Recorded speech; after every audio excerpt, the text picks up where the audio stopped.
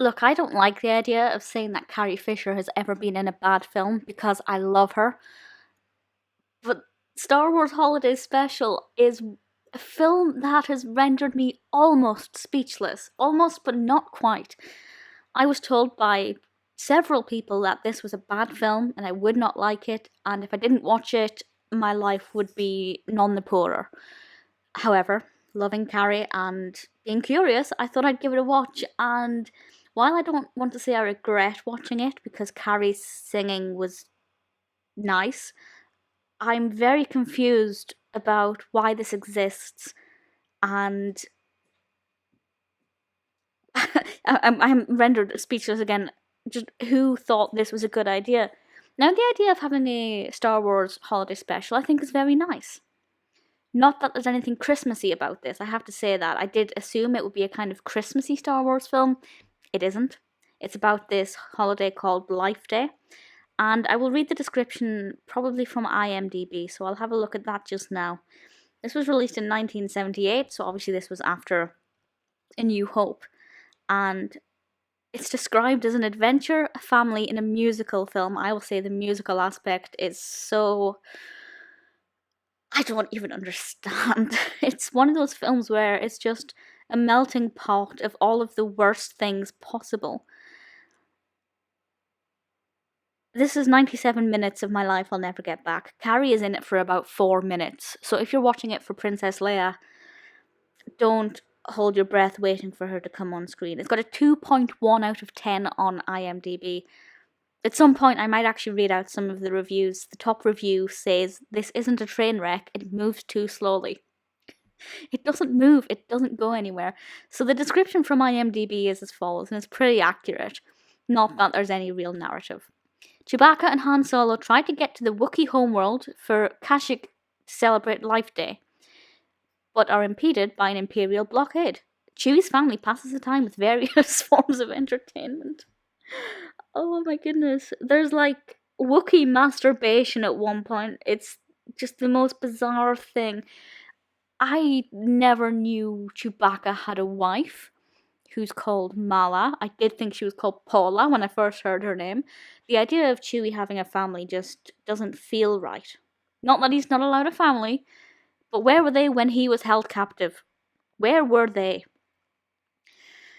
And the fact that it says they pass the time by watching various forms of entertainment, this is basically a sketch show of random singing, and there's a cartoon version. The narrative flips at one point. We are watching the perspective of Han Solo and Chewbacca, who are on the Millennium Falcon, and that is done in animation. The rest of the film isn't in animation. And also the graphic quality, not very good at all, but I don't know if that's maybe just because it's not exactly been preserved very well over time. I'm still lost for words. It's directed by Steve Binder and David Acomba, and David Acomba's uncredited. Steve Binder has also directed something about Barry Manilow, something about Diana Ross,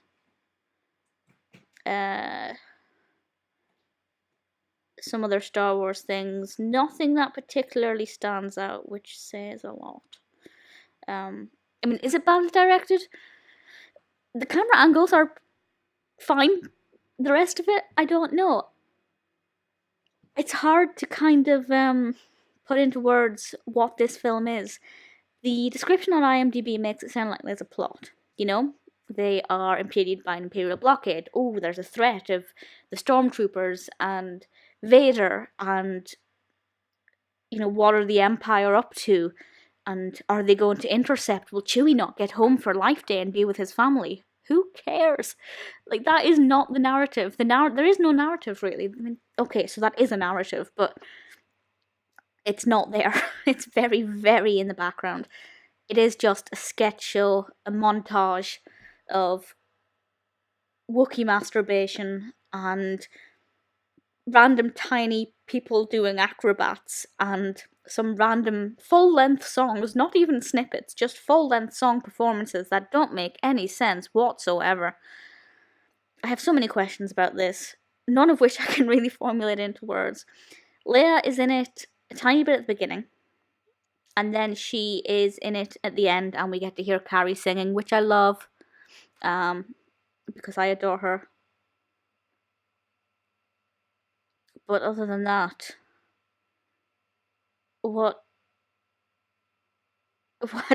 why does this exist? If somebody knows how this was commissioned and whoever thought this was a good idea, please let me know. This is one of the most abysmal films ever, and it's not canon. It's not good. Luke is not really in it. Han is in it a little bit. Leia's kind of in it. C-3PO's in it a decent enough amount.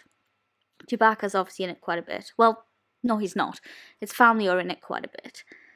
And that's it. There's nothing to this film. It's just like somebody's got a load of random clips from the archive, the rejected clips in the archives, and vomited them on top of some Wookiees. And that's basically it. It's one of the worst films I have ever seen. And I hate saying that about a film that Carrie Fisher is in. I love Carrie, I love Leia, I love C-3PO. It breaks my heart to say this. Music, soundtrack. The soundtrack was good. Saving Grace. I liked the soundtrack of this film. It had some very nice and familiar songs, instrumentals from Star Wars, from A New Hope. I liked that aspect. Everything else, I just want to cry.